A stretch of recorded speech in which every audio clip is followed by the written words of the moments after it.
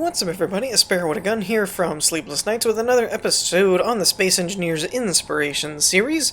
We're starting things off today with the AGE.Spectar. Now, this is a build that was shown to me on my Discord server, although there's a couple of key points that I need to point out about it before we get too far into it. The first is that it is still technically a work in progress. I believe most of the important functionality is there. However, in the description you can even read some of the list of things the builder has yet to work on. So that's one key point that I wanted to point out, because sometimes if you know that, then when you see areas or something, you're like, oh, well, that's kind of weird. Well, it's still work in progress, so that explains some of that. But yeah, the other thing was that because of that, this wasn't typically... What is going on with my welder? Why is it way down there? What in the world? Sometimes this game, I tell ya. There we go. That's better. Anyway, minor side note. This is also designed to be a carrier in the intended fleet that this would occupy. So that's also something to note in terms of its purpose and usage kind of thing. But I really picked it because I do like the look of the hull and everything, and plus I've grown to where I really want to examine some of these curved but kind of angular shapes a bit more, because I'm actually considering using them in some of my own builds, and I like all of this little stuff, like the little bands here that add some detail to it, or the ridging and stuff like that. It just looks a lot better than just a flat, plain edge kind of thing. And it's one area where I particularly am not that skilled, and so when I see stuff like that, I go, ooh, that looks cool. I don't know why I'm getting hiccups there, but I blame the game, because I don't really have much issues with anything else, typically. Alright, so on the interior here, what do we got going on? I do kind of like this exposed conveyor tube while it's still covered, though. That's a nice little additive. What is going on with the footsteps? Anyone else not hearing the footsteps? I don't know what Space Engineers... I think it's drunk today. Either that or I'm just not hearing it. Maybe you guys are hearing it and I'm not. I don't know. Because, anyway, but, I was gonna say, because I hear the other sounds, but then I'm like, I'm gonna get into troubleshooting and stuff, and I don't feel like doing that today. So, not sure why we're not hearing footsteps, or at least I'm not. Maybe my volume's too low on the game. I'll have to check in between this and the next build. But anyway, we've got the main utility hangar, engineering, second floor stairwell, starboard airlock, and port airlock. We did find the airlock relatively well, so kudos there. Brownie points in my opinion. Call lift, first floor starboard, call lift, first floor port. Interesting. So we've got an elevator system set up here. And it looks like one of those multi-setup. Oh, that's kind of cool. They're just using the tubes to connect them. That's neat. That's kind of cool. Interesting. So yeah, it's kind of one of those multi-directional angled pistons. I have always been curious about those as to if there's a reason or anything. Like, is there a benefit to not just using a stack of vertical pistons? But I suppose if you only have a certain amount of vertical clearance where you have to house the piston, maybe. So we've obviously got a couple of... Wait a minute. Okay, so the footsteps are there. It's just really quiet to me for some reason. Anyway, so we've got the hangars that are apparently on a sensor. Now this is interesting to me as well. There's almost like an overhang. You don't see that too often with hangars. Typically with hangars you have kind of an exposed to the side, and these actually have kind of an enclosure, which is kind of interesting. I like it. And then you got like this maintenance area here with a connector, which is pretty cool. Always been a fan of those. Alright, now I don't remember what the sign said where we were heading this way, but I'm gonna say this is the main hangar. And it does have elevator platforms for, yeah, see, like, this is probably why. It's so you can make them more compact, I'm assuming. We're gonna go with that. I think that makes the most sense. Although I'm actually really intrigued by this because I guess this is making use of the new collision block update, because to be able to fit 3 pistons in a 2x2 space and have railings and all this and have it not, like, blow apart is amazing to me. I'm very, very excited about that. So this is the compressed version, which is really cool. So yeah, it's got to just be for compact sake, which makes sense. So yeah, this is and it's actually using regular blocks, so again, making use of the new update that you can do stuff like this without having to use blast door blocks. Really, really cool. Really like this. And I do like that it kind of adds to the believability, if you will, because actual, even real aircraft carriers and stuff have elevator platforms and stuff to raise a fighter up to the flight deck kind of thing. So that's pretty cool. We also have, like, the running lights there. We also have kind of a flight hangar, or not flight deck, but a hangar here. Oh, that's kind of neat.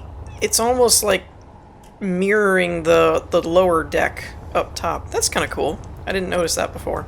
That's pretty neat. Okay, there's also a door here. They were just being nice to me. There's just doors everywhere. It's very, very refreshing. And then we've got a very cool reactor room here. I'm a big fan of reactor rooms that are contained and sealed off, but then have, like, viewable windows and stuff like that. Not just for maintenance, but also for aesthetics. I just think it looks cool when you can walk by and you could see other people working in the reactor room or whatnot. I think it's a nice touch. Okay, so let's go ahead and try out... Wait, nope. Hold on. This is the second floor. Oh, there's the elevator. Okay, so this would be if you came up to the second floor. Got it. Gate second floor excluded.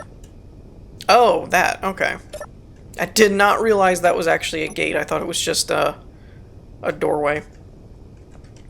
Okay, so that's kind of interesting. Where does this go? I guess this is the stairway down if you didn't want to use the elevator.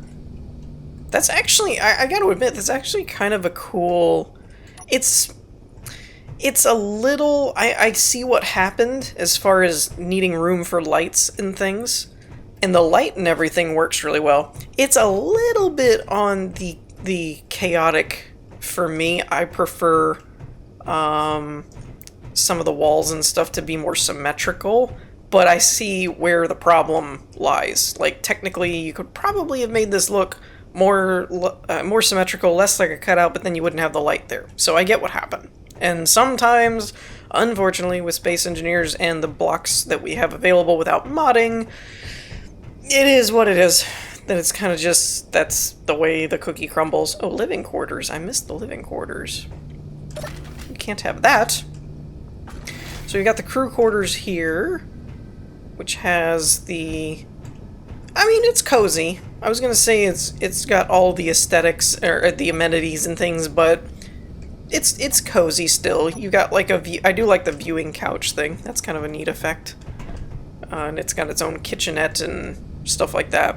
So, pretty snazzy compared to some other crew quarters I've seen in my time. There's some that are basically just beds, you know. Oh, this is interesting. Is this crew room 3, crew room 4? I was wondering if this was like an officer's cabin or something, because it's more roomy, but apparently not. Okay, so that's all probably going to be the same. This is where we came from, so we just need to make our way back around here. And you know what? I hope I didn't toggle it. Did I toggle it? No. Okay. I'm actually kind of curious about this, so I'd like to take the elevator real quick up to the 3rd floor. Although, okay, so they have isolated button panels. That's cool. So yeah, that works really well. I'm always curious about the settings on the pistons that people use, because whenever I've tried to do this kind of thing, I always seem to still get clang and bouncing around and stuff like that, so I'm always curious as to what kind of settings they use, which I don't think I've ever really looked at. We got a war room here, which looks very appropriate for a war room. Actually, I kind of like the multiple projector thing here because it actually looks like you're keeping an eye on your whole fleet, and I'm assuming that's what each of these tables are for, and they're just set to different offsets, so it looks like it's all one thing. Also, these up here probably are serving the same purpose, which is really cool. It's kind of an attention to detail in that you'd have to go and reverse some of these that are projecting. If they're projecting, you may have to like rotate them around and move them around, and it's like, it's little things like that that a lot of people would be like, oh, that's cool, and then move on without really realizing that you have to actually take the time to do all that. This is the medical room, which is very nice, very nice. We got the cryo chambers here, and a lot of different scanning thingamajiggers. That's the clinical term, by the way, or the scientific term. We do have a suspended bridge, which, as you all know, earns points in my book because they're cool.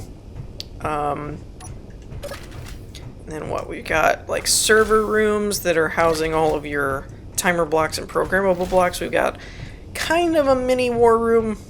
I'm going to say this is kind of like your bridge officers are going to discuss things area.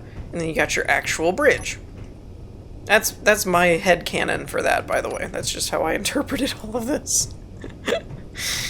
I'm going to say this is the main, and since it didn't say there it wasn't the main, I'm going to assume that I am correct. Okay, so let's give it a go. Now again, because this is still a work in progress, they did mention in the description of potentially adding more gyroscopes and thrusters and things like that for things like atmospheric and planetary flight and so on and whatnot, so kind of take the current speed and maneuverability with a grain of salt. However, since it falls under the air quote carrier type category, I'm not exactly expecting it to fly like a fighter. Acceleration is pretty good for the size of the ship, and so is the turning, although not ultra responsive. It is still good enough for the weight class of the ship, in my opinion. But with that, we're going to wrap this one up, so then we can move on to the next one. Okay, and next up we have the Accipiter. I think I'm saying that right. It could be Accipiter or something similar, I'm not really sure. And honestly, I haven't done a whole lot of fighter-type builds on my channel in a while, well, more particularly my Inspiration series in a while, but this one actually just struck a chord that it looked really cool, and by extension, even in the description, it is mentioned that it is predominantly a decorative build, so it's kind of no wonder that it caught my eye. But particularly the angled wing element to it, I thought was really interesting, because it's not an adjustable wing, it's a fixed wing, and yet it's still on an angle. Well, I say it's not an adjustable, it doesn't look adjustable because it doesn't have a lot of room for the wing to move. And so the fact that it wasn't like an X-wing build or something where you could visibly see the hinge or something, it was very intriguing to me how they actually did this. From what I can tell, according to the description and just visibly looking at it, I believe there's a combination of hinge and pistons that are used to hold the wings in place, and then they are set to a very specific angle to where the armor blocks here will align almost perfectly with the armor blocks of the main hull. That's, like I said, both a combination of observation and from the information in the description, so do with that what you will. But I also just like the look of the ship overall, the combination of the sci-fi thrusters and the placement of them and everything. It just looks really cool. I kind of like it. There's an entrance there on the front, which I noticed, and there's also one on the back. Now, since this is a large grid, I do believe there is a very small interior here for us to look at. However, it's not going to be anything too crazy to the best of my understanding. Also, because this is a small ship, I think the use of like these split stairs and stuff works really well to maximize space. But that's just kind of a note. So it's actually kind of cozy in here. We've got some couches and stuff like that. Even got a drink dispenser, kitchenette, and got all of the necessities, lockers and showers and whatnot. I think this is a bathroom, shower, yeah.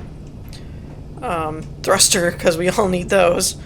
And then, where does this go? We've got a survival kit. I guess this is the med bay. We'll turn our lights on here for a second.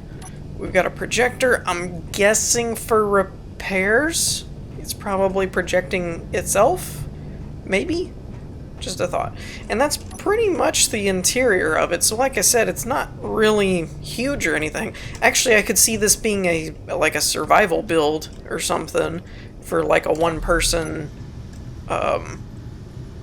crew, because it has kind of everything that, well, I say that, but I say it has everything you need, but that's more of an RP sense in terms of it's got bathrooms and all that, but I didn't see refineries and assemblers and all the stuff you would actually need to do a survival build, so maybe not so great as a survival build now that I think about it. For some reason, we don't have weapons on the hotbar, so we're going to fix that. I don't see any turrets or anything like that, so I'm guessing it's this one rocket launcher is the fixed weapon for it. So it doesn't have a lot of firepower, but I imagine it has maneuverability. I also really like the thruster trails on the sci-fi thrusters. That's just cool.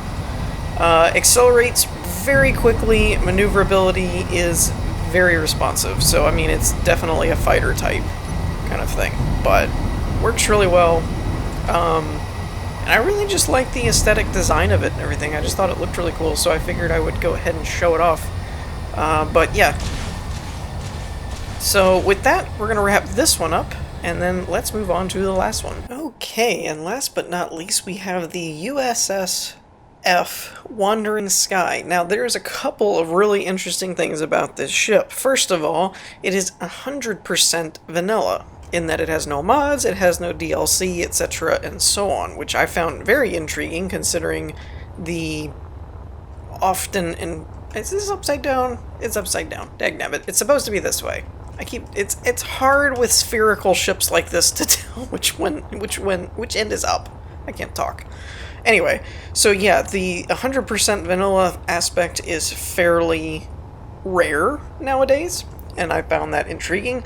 But I feel like you either know about this ship from either like Reddit, which I had actually first seen it on Reddit, or from maybe on the workshop yourself, but you probably know the real cool aspect of this ship. So in case you don't, let me fill in the blank. This ship, you eventually are going to delete this red block, and I didn't set it up yet on purpose because I wanted to show the process just in case anyone wasn't aware or was having trouble. I only read the description, so I'm going off of the description. I'm going to try it myself and we'll see if it works. But essentially, there is a gravity field that is supposed to hold this ring around the ship. And you guys know me, spinny things, floating things, detached things, etc. and so on. My eyes lit up and I was like, tell me more. So, without further ado, we're going to not build, we're going to delete all these red blocks, so that it's now detached and floating. And now we're going to go through the conveniently located door, except there's gravity going on. Do not turn off jetpack while inside the ship. Yes, in case it wasn't very obvious, this is definitely a proof of concept type ship, not necessarily designed as like a let's play or a survival, or I guess it could be a let's play, but not like a survival or anything like that. It was merely designed to see could it be done. So now that we're in this state, we're going to go into remote access and go to the new grid and open the terminal. We're going to find the gyros for the halo, and we're going to override the controls. And now you can see that it's starting to spin, which is cool. The only other thing that it mentions is to go back into this grid here and change the name, which I had this copied, but apparently it didn't want to do that. Anyway, we're just going to call this Halo for the purpose of this video. You can name it whatever you want. But now, the idea here is that the ring will float and spin, and it's not using the whatever the old landing gear rotor displacement, whatever that trick was that I can't remember how you set that up. It's purely using mass blocks and gravity and stuff, as well as gyroscope overrides, to keep it in place. Now, the weird part for me that I'm curious about is flight. I know it says in the description you can't go too fast and whatnot when you're turning and all that kind of stuff, but I am curious if you can outrun it or if it will lose its alignment or anything. It seems to be holding it in place. I mean, I'm up to 50 meters per second. It's kind of slipping, but then it's rubber banding back, so that makes sense. Ooh. Okay, acceleration or deceleration's a slippery slip. Look at that, that's so cool.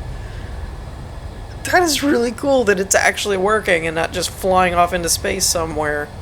And it's not using any kind of trick glitch or anything, it's legitimately just using gravity. That's kind of insane to me. Not to mention, can we just talk about the design of the ship? It actually looks really cool, like the little wings on the side and everything. It's actually a really well designed ship, in my opinion. I think it's pretty cool. I will say it's primarily a science vessel, so it, other than the little turrets on the inner ring here, I don't think it has any weaponry really, which I think was probably a big amount of the comments on the workshop file was, how do I weaponize it and stuff? And it's like, I actually see a couple areas you could put guns or rocket launchers in between those little grooves. The only problem with that, by the grooves I mean on the ring, the only problem with that would be as they spin, you could run the risk of it flying into the prong kind of thing. Now, one thing I'm curious about is turning. I know it says if you turn too fast it can collide, so we don't want to turn too fast. Again, this is more of a proof of a concept ship design than like a practical, let's go out and use it for something. But the idea is really interesting. The fact that, man, the camera's going all over the place.